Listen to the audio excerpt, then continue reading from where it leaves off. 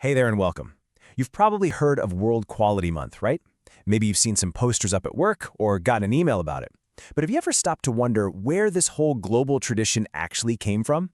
Well, let's dive in and uncover the pretty fascinating story behind an idea that literally transformed industries all over the world. At the very heart of this entire movement is this one really powerful idea. It's the philosophy that quality isn't something that's just handled by a few specialists tucked away in a corner office. Nope. It's a mindset, it's a culture, and it's a shared responsibility that belongs to every single person in an organization. This one sentence? It's the engine driving everything we're about to talk about. So, what does this look like in the real world today? Well, every November, businesses all around the globe kind of hit pause to celebrate and really champion excellence. It's this dedicated time to refocus, to remind everyone, from the CEO all the way down to the newest hire, that they are a absolutely crucial piece of the quality puzzle. Okay, so we see it everywhere now, but this whole thing wasn't an idea that just appeared out of thin air. It has this really rich history that spans continents and decades. So, come on, let's peel back the layers and start our journey right at the very beginning. All right, our story kicks off in post-World War II Japan. The country was facing this immense pressure to rebuild its economy and, frankly, its reputation. The nation understood that if they were going to compete on the world stage, they had to make quality the absolute cornerstone of their entire industrial strategy. This wasn't just about making better products. For them, it was about national survival and pride. And this is right where the seed of a brilliant idea was planted. This timeline really maps out the whole global journey for us. It all started back in November 1960. That's when Japan launched the world's very first nationwide Quality Month. It was this bold, coordinated effort to really bake the idea of quality into the national consciousness. Then, the idea jumped across the Pacific. By the 1980s, the US had picked it up and called it National Quality Month. This got way more official in 1984 when the American Society for Quality stepped in to give it structure and a bigger reach. And then, the final leap, 1990. That's when the United Nations gave it global recognition with World Quality Day.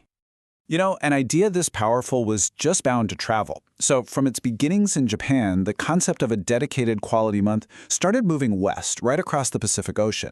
And it found a whole new life in the United States during the 1980s. This was a time when American industries were facing their own really intense competitive challenges.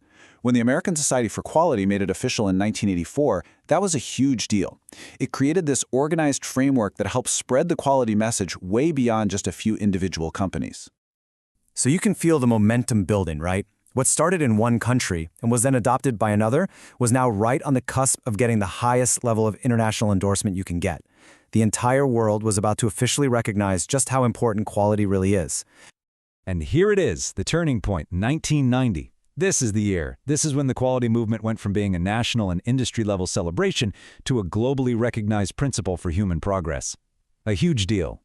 In 1990, the United Nations itself proclaimed World Quality Day.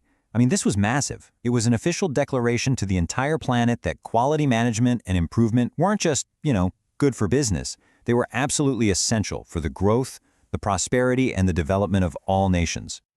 So after that incredible journey, from a national initiative all the way to a UN-recognized day, how does this tradition live on today? Let's take a quick look at how it all comes together in our modern celebrations.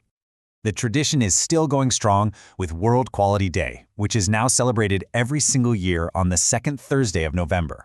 It basically acts as the anchor for a full week and, in a lot of places, a full month of activities all focused on quality awareness and improvement. And the movement is still growing. I mean, take India, for example. Starting back in 2009, its industries formally jumped on board and began celebrating Quality Month. This is just a perfect example of how the tradition isn't some dusty old idea. It's constantly being adapted by local cultures, who are making it their own. Today, the torch is carried by these key organizations all around the globe. Groups like the Quality Council of India, the UK's Chartered Quality Institute, and of course, the American Society for Quality, they act as the modern champions. They're the ones providing the resources, the training, and a global platform to make sure the spirit of quality doesn't just survive, but that it actually thrives. After all these years and after all those milestones, the core mission hasn't changed one bit.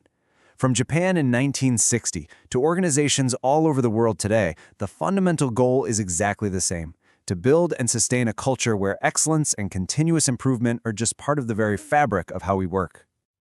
So, now that you know the whole journey of this idea, from a post-war ambition all the way to a global movement, I'll just leave you with one final thought. How does this culture of quality show up in your world? Think about it, in the products you use, the services you get, or maybe even in the work that you do every day. It's a legacy that truly is all around us.